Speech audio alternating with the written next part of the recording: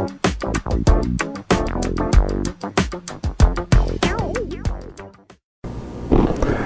today we're going to do a video review on the HTX speaker line. This is new to us.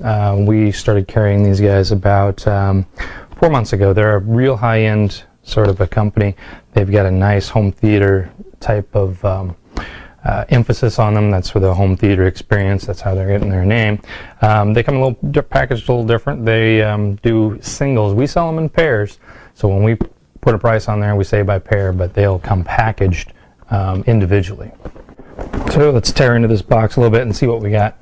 Just to read a little bit of what they've got on here. A 6.5-inch black Kevlar woofer, a 1-inch swivel dome tweeter, 45 to 22,000 hertz, 90 dB sensitivity at 1 watt with measured at 1 meter away, 45 watts RMS, 90 watts peak.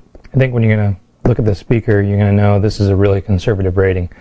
12 dB crossover, and then we've got some 3 dB switches on here that I'll show you what they do.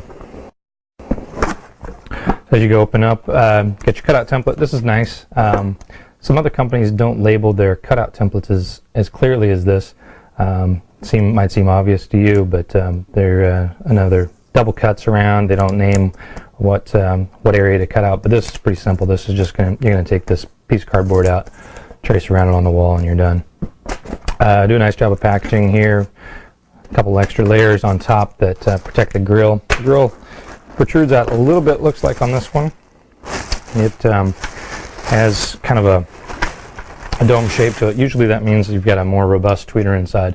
So you can see a little bit here on how it comes out. There's a slight edge to that. Here's a nice little trick to get these grills off.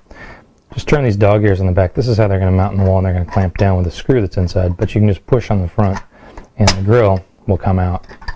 And you can see how that's coming off. Try to do this on every one of our reviews to give you an idea. Inside of this one, there is a little bit of mesh. This is a little trick that hides the black from showing through. So if you ever paint, and we'll show you how to do this on another video, you take this out first and then install it later after you've painted the grill. Don't try to paint it with it on, you'll just clog up the holes. So as we look at this here again, it's a black Kevlar cone. The tweeter has a little bit of protection on it too, so that's a metal front on there, so that's nice. Nothing much to do with the tweeter. The Butyl rubber surround is a unique one. We haven't seen this on many of the drivers. This is an inverted Butyl surround, and so what you'll see is most speakers have a roll on the front.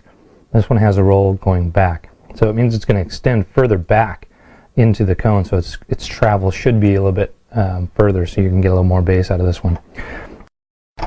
On the back, take a look at what we've got here. We've got Mylar capacitors, 12 dB again on the design. So this is an upgraded capacitor for the crossovers. That's the traffic network, so to speak, for the lows and highs. The lows, these things direct the sound. So the larger cone will produce just the bass, and then the smaller speaker, the tweeter, will create just the high frequencies. And these are the things that do that. It also has this 3 dB switch. It looks like we've got both ways on the 3 dB, so you can go 0, which is a flat response for the tweeter. You can make the tweeter 3 decibels higher or 3 decibels lower. It's kind of like a bass treble switch in that you can make the tweeter appear to be more bright or more subdued depending on the environment you're in. Nice gold post. These are spring loaded, so that goes down. You push down, stick your wire in there, it clamps on. That's good to do in the ceiling, and you don't have to worry about vibrating it coming off if it's a screw type terminal. The basket's really rugged, and this magnet, like I say, is